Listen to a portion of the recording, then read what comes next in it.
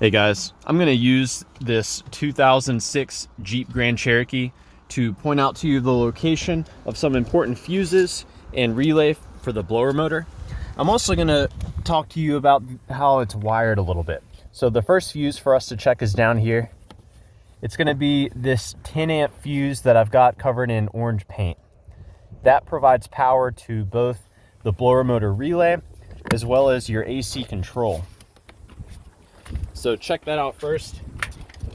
Now moving under the hood, this is where you'll find the main fuse for the blower motor as well as the relay. So the fuse is going to be this 40 amp J-case fuse. You can look down through the plastic piece on the top. Often it breaks when you try to pull it off. When you go to remove the fuse, you just grab it. Try to be gentle if you don't want to break that plastic cover at the top. And you just wiggle it from side to side while you pull straight up.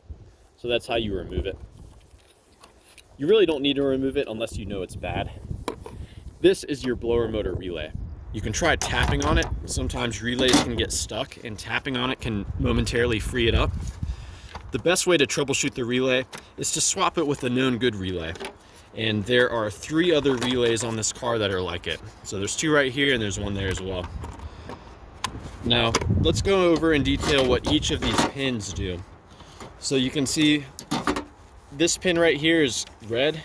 This receives constant power from this 40 amp fuse right there for the blower motor.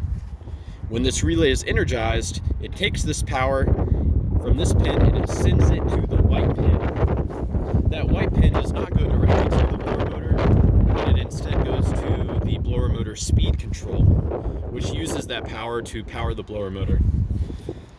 This pin right here goes to a constant ground, and this relay is energized whenever the key is in the on position by the power coming in from that 10 amp fuse I showed you earlier inside the car. So that 10 amp fuse powers this pin. This pin is powered by this 40 amp, and this should be a ground. That goes to your blower motor control module. So let's head inside the car again, and I'll show you where you can find that control module.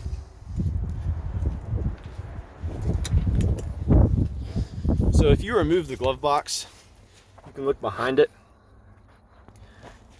There's the blower motor power module is what they call it. And the power coming in from that relay is on this dark blue wire. So you should be getting power at this dark blue wire whenever the car's on.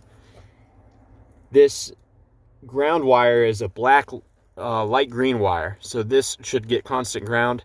And the purple wire is actually how this computer, this module, communicates with this.